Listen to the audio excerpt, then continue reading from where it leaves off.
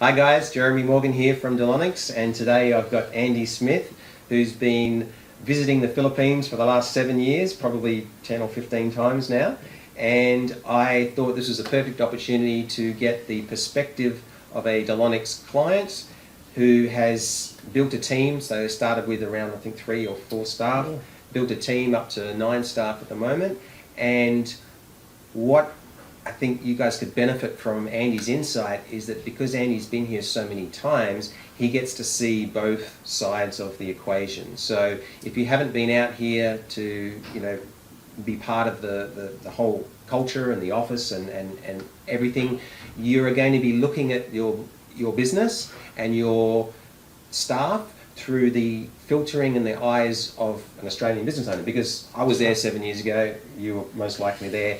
But because you've actually been over here, and we had some interesting conversations yesterday, so Andy's brought 2 of his staff here from Australia, and some of the things that he was sort of mentioning with just the nuances and the differences in the culture, they've immediately begun to see it for themselves. And having that understanding of the nuances and the differences in the culture means that you can manage your team better, and at the end of the day, we're all working towards a triple win where everybody gets the results they want. The staff are happy, they're growing, your business is growing, being more successful, and as a result, Delonics can also grow. So rather than just hear it from me, I'd love Andy to share some of his experiences in just where, the differences in the culture and probably the expectations. Because for things like with us and with Australian cultures, you don't even realise that it's going to be different. You just assume that this is the way it is, and so that's where you sort of are focusing your thinking and your problem solving, and you're not really understanding that it's coming from a different way, and that can cause disconnect. So 100%. One of the things that Delonics is going to be doing more of is really helping the clients understand those cultural differences and the best way to manage those differences in terms of getting the output you want. So Andy, off the top of your head, what are some of these nuances and where you've learnt that you've had to sort of change things from maybe how you might do it with staff in Australia? Well, I think firstly, when you first come into an office like this of Delonics, and as an Australian, your staff are so used to being multitask and do a bit of everything, I suppose. And I think when you come here, you're looking for that super VA, which really doesn't exist. You need to find the right person for the right pocket and train them very well in just that, and they'll be a superstar. But I think in Australia, we do think a little bit differently, and maybe we're a little bit entrepreneurial, and we look at things and we tackle problems differently, and that's a real big one, So you need to make sure that when you're dealing with your Filipino staff, and I've been lucky to have mine for 6 years, and they've stayed long term, but we've really had to break down that barrier of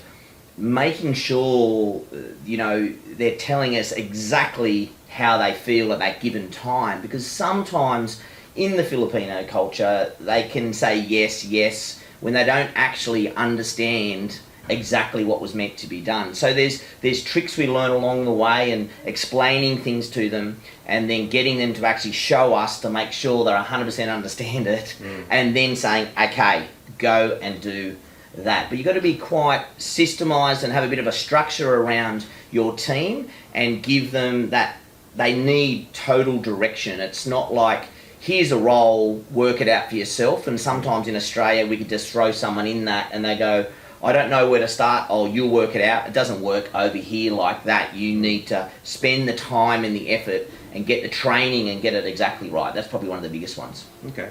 So obviously I've talked about in previous videos, the Philippine culture are very friendly, they're very non-confrontational. Beautiful and people. They don't want to disappoint, so they're not going to say, no, I don't understand. They're just going to sort of say yes. And that's a lot of Asian cultures, to be honest. Yeah, and it's interesting that, because I found that hard. When they're saying yes, that they understand. When they don't, it's like, holy shit, just tell me the truth, dude. And sorry about the swearing, but that's how it is. It's like, no, and I've really had to drum it in with my staff. And that's why I get them to show us exactly what we taught them, so make sure they're 100% got that clarity. And once they have the clarity and they know what's got to be done, they're amazing and they'll do that non-stop. Yep. But don't try and expect them to think well and truly outside of the box like we do in Australia. It's a bit different here. Yep. Okay. And anything else there? You know, you've got some of the girls in your office in Sydney. They also deal directly. Yeah. What are some of the challenges that they've had with the remote? I think the communication style, like sometimes in translation between what's been said in Australia to what's been said in the Philippines, the girls are like, no, they said this, and then when you really dive down to it, it's their second language, but I think we just expect everyone to be as fluent as us in English, and all the slang and all the slang and everything. Have a crack and that's right, and you can hear from me. I'm a pretty ocky Australian guy, and I talk normally really fast. My team of 7 years still sometimes goes, Andy, slow down, So, but that is the challenge. But I brought 2 of our staff over, and I normally try and bring the staff over for them to understand Australian staff over to the Philippines, to get them to understand the Filipino culture. And you know what, they absolutely love it because the Filipino people are absolutely incredible, and we have a lot of fun, and it's a great way for them to understand and connect. And I think when you've got a team in Australia, you need to make sure you're connecting well with the Philippines. So if that's some of the Australian staff coming over and seeing the office and the culture, I think that's a must. And over the years, every one of my staff members has come and actually lived. I'm not saying you need to do that, but have actually lived with Ange and I for a few weeks in our family. Philippine staff. Every one of our Philippine staff, apart from 1 or 2 at the moment, have come to Australia and have lived at our house for between 2 and 4 weeks. I know that's not for everyone, I'll honestly, but just for them to understand a bit more of our office that we have in Sydney and meet all the staff and understand how we work as well. It's all about communication. If you can get the communication right, you'll never ever look back. Yep. I've also talked about in previous videos how for Filipinos, family is number 1. Family comes first. Yeah. Can you maybe give me some feedback on your experiences, how that might affect business and operations and how you've dealt with that? Yeah, it's a challenging one. I mean, in Australia, we love our families as well, but there is an element of work at times comes in front of family in the Australian culture, but over here, it's family comes first. So, that's a bit of a challenge. You need things done, and then someone's sick, and at times, they've got like 100 uncles and 100 aunties. Like, it's the big family. They're so big, and if someone's sick, it's like and everyone... cameraman's laughing behind because he knows it's true. And they've all got to go to the rescue of that person, and it's, and I think the Philippines, at times, drama is one of the worst things about the Philippines, and when something happens, the team really surrounds themselves with the drama and builds the drama up, which we don't really do that as much in Australia. So that's something that I've had to talk to the team, say, hang on, you're wound up about something that is really not an issue. Let's just go back to the basics and start here and go, why are we even talking about this? So that drama side of things, it's common, and even my staff today still have that. But it's about, as a boss, hearing about it quick and dealing with it fast, and if you do that, then you can get on top of it. In those scenarios, have you found that a majority of them really don't need to be an issue? Or, I mean, percentage-wise, like half of them it's really not an issue, or more than half? Yeah, to be honest, when these dramas come up, majority of the time it's not even an issue. But they've heard it from this person, and then they've heard it from this person, and we've all heard of Chinese whispers, and 95% of every time, it isn't correct. And that's my biggest problem. They get hooked on the drama, and it escalates, but it's not the truth. So that's something that I've worked with in our team. Let's get back to the beginning and start here, and don't worry about drama, and don't worry about what everyone else is doing. It's about our team and who we are, and let's stay as that solid unit and don't get caught up in anything else going on. Why do you think things get escalated to where it's not even, like, how does it happen and why does it happen that all of a sudden something comes to you and it's like it's just been exaggerated and turned into something? I don't want this to sound bad. As I said, I love the Filipino people, but I think it's a bit inbred in the Filipino. I mean, I've been here 7 years now and it hasn't changed, and I've got a lot of beautiful friends here and my team as well, and I say to them, oh my God, just listen to you. Like, it's like drama. I don't know if it's instilled in their culture. You got to see all the TV shows. It's that, all there you go. They're watching all that Days of Our Lives and all that kind of stuff. But yeah, drama's like a big thing. If we could stop that, wow, the Filipino people would go from strength to strength. But it is built up within the family. And when I've talked to my staff about it, it's my sister, my brother, my mother, my father, my cousins, my friends. They all do the same things. They focus too much on the negativity. And I think and there's many people like that in Australia as well, but I think most business owners and most people that are trying to go to another level are well above that. And they just think about the good times and, yeah, that's happened, let's forget about it and move on. But here they hang on to it way too long. So that's something that we deal with really on I wouldn't say a weekly basis, but not far off a weekly basis. There's always something that's popped up and it's like, come on guys, stop it. Okay, cool. In terms of managing them remotely, I mean, I know you're probably one of the few clients that comes over here twice a year. Yep. But managing the team remotely, what are the challenges in there, and how do you fix those, and how do you get the best result from that remote management? Yeah, I think for us is to have a good, strong team leader, and make sure that they are strong and they can help manage that team. Yep. I think it doesn't matter if you're in Australia or anywhere, if you're working and your boss isn't around, there's an element of, hey, we can slacken off a bit here. And so, have you experienced that? Yeah, I have, 100%. And even my team's with me for 6 years, and there's still some of them at times. I mean, to be honest, I got my one-on-ones today, and one of them I'll be bringing that up with and saying, hey, what are you doing? I feel like you've dropped the ball. And he won't like that, because in the Philippines they don't like being called out or questioned. But within this office, we know we've got fingerprints, we've got cameras, we understand what they're looking at on a day-to-day basis on their computers, and they really can't say it's not true. But I give you the tip, they will fight tooth and nails that it's not true. And that's the challenge we've got with that, and that's where sometimes I give a little leeway. I give them a chance to go somewhere, because if you don't, it just never seems to get right. So I try and put it on the spot. I don't want to see it again, but then I give them a little out, and then and let them just have their little out. But I've certainly made them a statement, and if it happens too often, it's, we obviously talk about it and we move them on. But, I think with all staff, you need to make sure they're on their toes. Okay, so in terms of managing them in a different office or remotely, is there any other challenges that you have found, and how have you guys overcome that? Yeah, listen, they're a team, and we call our team the dream team. I suppose everyone does, and they work as a team, and they are a very close-knit family. So they've done things to cover themselves. So obviously transport can be a problem here in the Philippines, and when the weather's bad.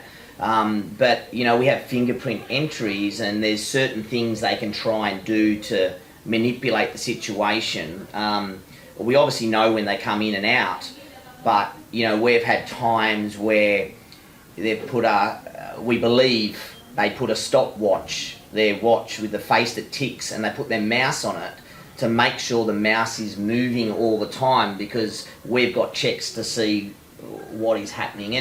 And I think the big thing is you don't necessarily want to rule everyone with an iron fist. You want them to have some fun, but you need to make sure they're productive to get the best out of them. So there is a few tips and tricks, and people have been downloading videos and watching well and truly the wrong things, and being on Facebook and doing all this stuff as an office. And I know that's been a concern with Delonix, and we've tried to really, you've tried to really stop that as best you can. But that's the challenge, I suppose, with any office. You know, even in our office in Australia, we have a no phone policy, but I'm a bit laxed on that now because I feel like it's just too strict for our girls in the office. But, you know, we just had school holidays, to be honest, and some of our staff have kids and their kids are at home and they're talking, you know, so you've got to work out where you want to go. But I think it's good to know. So we have had challenges with the staff, and they love, I believe, they love us and they love our team and they love our family. I've brought the family over a few times, but there's certainly times where they're manipulating the situation to help each other out when something's not right.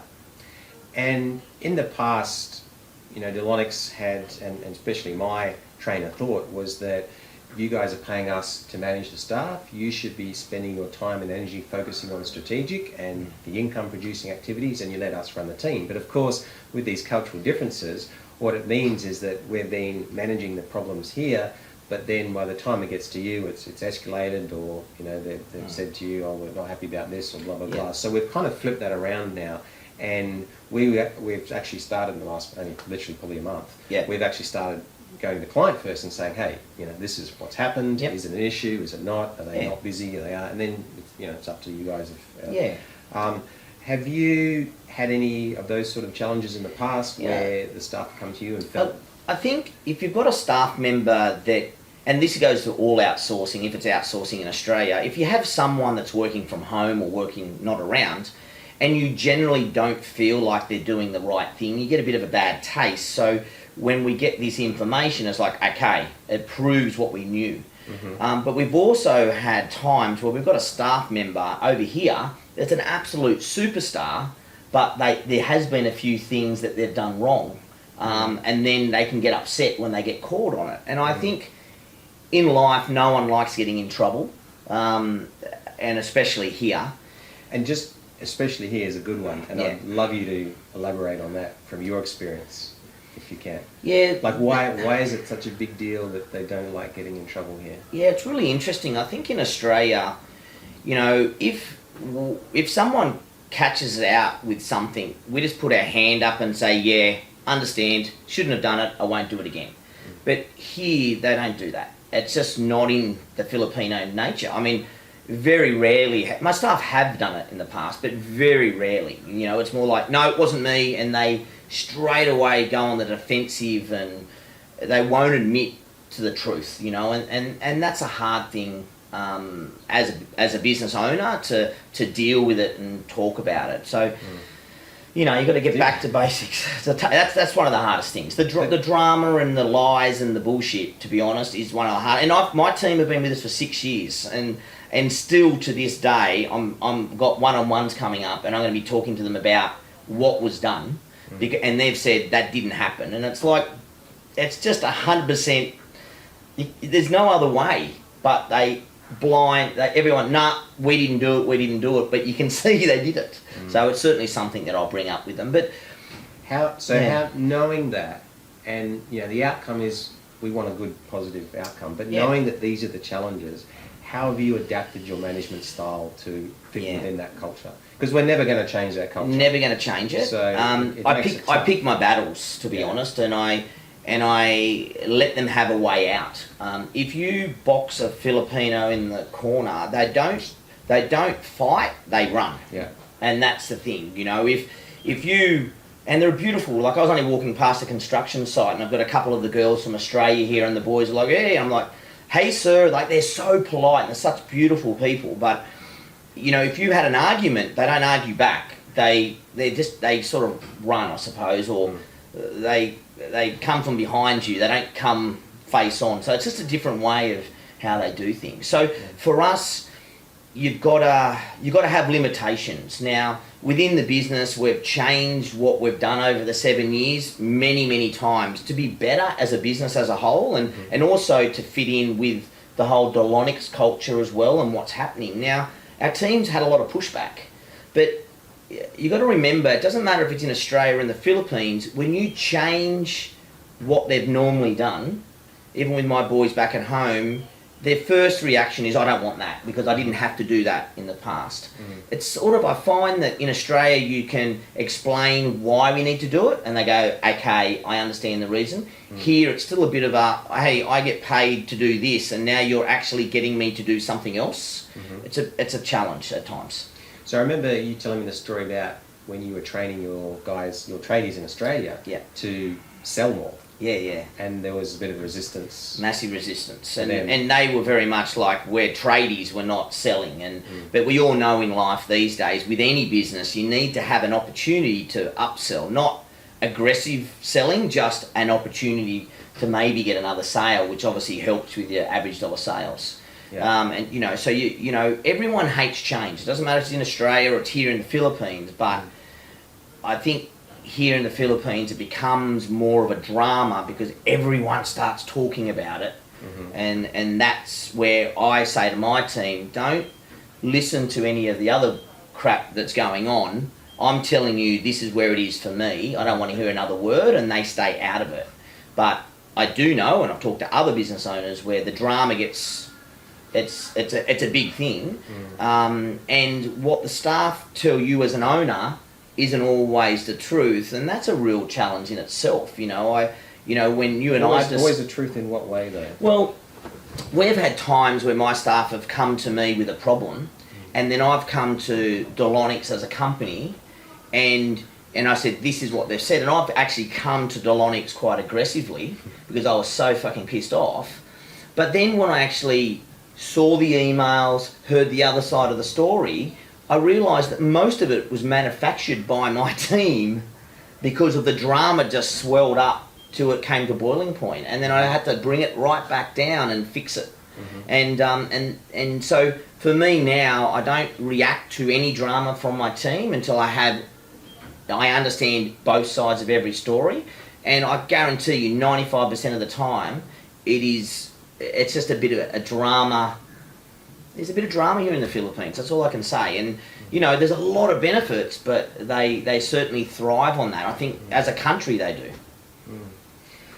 You mentioned earlier, and this has come up quite a lot, where you've got a specific set of, let's call it your job description. Yes. And then you ask them to do additional tasks. Yep. I know from other experience with other clients that can be a challenge where exactly how you said, no, this is my role, this is my thing, I should only be doing this. How have you dealt with that sort of that challenge and that mindset?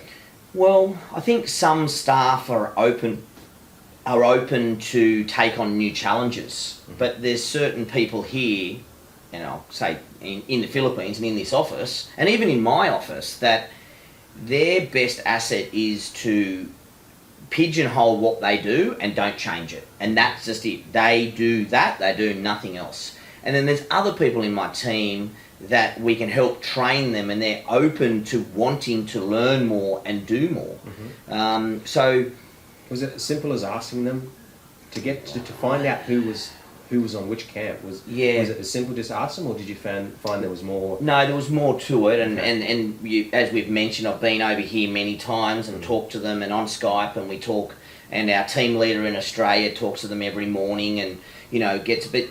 I think you get an understanding of where they want to go, and I think in the Philippines, in Australia, everyone wants a pay rise, and what happens at times is they hear of someone over here or someone over here getting something ridiculous, and they expect, well, why don't I get it? And even in Australia, I'm happy to give my staff pay rises, but what are you going to do extra? Yes. I think it takes a little bit of time, not a lot of time, but you've got to start them with a little project here, and then you start to understand their skill set and where they are, and in my team now I have some people that just do that job and that job only, and then there's other staff members that we can always, okay, we want you to do this now, we want you to do that now, and they're excited to do something different. So it really comes down to your staff member and what they are, and for me, when I do ask my staff to do extra stuff, and if it's on top of what they do or they're increasing their skill set, I do talk about, well, listen, I could give you maybe 1,000 or 2,000 peso more. It doesn't have to be a massive amount, but just something to help them go, oh, wow, okay, I'm going to get a pay rise as well. Because here in the Philippines, they're used to feeling like they need a pay rise every review at 6 months, and that's something I needed to say to the team. I don't work like that. I'll give you a pay rise when it's due. So I pretty much, I'm doing one-on-ones today, and there's a couple that I'll be talking to about that, but it's when I make that decision. At the start, they were in a culture from previous companies that every 6 months they just got a pay rise for no reason. Now, for me, you get a pay rise if you do more than you normally do, or you've increased your skills. So that's the way I've always done it. Yep. And you also mentioned before that sometimes they'll hear somebody else is getting a ridiculous rise or amount, and that's... Yeah, I know in Australia, and I keep coming back to in Australia, we always say to our staff, keep it to yourself, and majority of the time they sort of do. In Australia. Here, that's all they talk about is, what are you on, what are you on, what are you on? And that's a real challenge, even within our team. I've tried to say, listen, just stay out of that. But I've had people come to me and go, well, I've heard so-and-so's on this. How come I'm on this? Yep. And sometimes it's made me go, well, because you're at this level and they're at that level. And sometimes I'm like, well, if you can do this and this and this, I'll look at giving you a pay rise. But like in Australia, everyone doesn't need to earn the same amount of money, but here it's that society of me too. Yep. If he's got it and I work in the same office, then I should get it. 100%. And for me, you've got to look at giving more the entrepreneurial, or the ones that want to grow, like we do at home, they get the rewards. Yep. And if you're not going to grow, then you don't get that. So that's a real challenge over here. Okay. And how have you found the challenges being in that they're working in a different office, they're reporting to you full-time, they're your staff, but they're working in a different office, obviously under our banner, and any sort of challenges with the fact that there's, it's like it's a three-way thing rather than just the employee and employer. There's also a company there. What challenges with Delonics and Well, to be honest, I've over the years, there's no doubt our team have slackened off at certain times, whatever reason, like anyone. But I suppose there was things within Delonics that Delonics put into place to make sure the staff were doing the right thing, but then it was catching them out. So it was a bit Big Brother. Mm-hmm. But in a way, it was like, holy shit, they're actually doing that, and that was a concern, but it was Big Brother. But as I said to the staff, as a business owner, for me, I want to know that, and I want to be able to discipline them myself. And I know that at times Delonic has tried to take all the work away from me and have tried to step in and do the HR work. The HR, they're like, well, we'll deal with this. And then the staff comes back and goes, blah, blah, blah, blah, blah, and then they have a big whinge and tell me a heap of garbage, to be honest. And then it's not until I come back to come back to the core cause, and it was because Delonics as a company has put things in place to make it better for us in other countries, to have an understanding of our staff. And to be frank, what we've put in place has really only gradually got us up to the level that all the other established BPOs. So CCTV, firewall access, we sign a NDA, right? So data security is there. You can't not have measures in place to protect that. And if during those measures, all of a sudden the staff are getting a spotlight shined on, something they shouldn't be doing, that's obviously a challenge. And some of them have worked in some bigger BPOs, American company BPOs in the past, and the security there was another level than here. Oh, yeah. And I'd say to them, but what was it like in your other company? Oh, the other company was this and this and this. I'm like, but here it's only this, and oh yeah, but it wasn't like that before. I'm like, but you must understand that we've got a lot of staff here we've got to deal with. We've got to make sure everyone's doing the same thing, and that's been an interesting thing as well. I think here in general, from what I can see, is it's a big family. You put Christmas parties and there's a lot of activities. If you go to Telstra and some of these bigger BPOs, they're really treated like a number, Yeah. and they're in and out as fast as you can sneeze, and their rotation of staff is incredible. They don't even give them a chance, you know. Oh, yeah. So I've seen Telstra's. Yeah. I probably shouldn't say this on camera, but I've actually seen Telstra's code of conduct book. Yeah. And like, you know, the littlest thing, like they raise their voice, because obviously most of them are customer service, but littlest thing, raise their voice to a customer or thing like that, bang, they're gone. That's it. It's very, very strict. But I think that the big thing for me is we've discussed and what we do with our business now, and instead of the HR going to my staff directly, you guys are letting us know first, and then we can deal with it. And I think that's going to be a better way to go about it, because I think the staff have a little bit of a us versus them mentality. 100%. And that's something that they're like, oh, Delonix has done this and this is what's happening to our team. And it should be a happy family, but that's where the pushback and the drama and everything's happening. And by doing that now, I can actually go directly to them and say, hey, this is what we found out. Is this true or not? And as we've mentioned, they won't put their hand up, even though it's their computer. They were in the office. We've got video footage of them sitting at the computer at that time, and it tells us the exact time, and they'll still will not admit that they were watching a movie or doing something wrong, which, you know, in Australia, like, it's hard to fathom that, but they just don't like to put up their hand. Yep.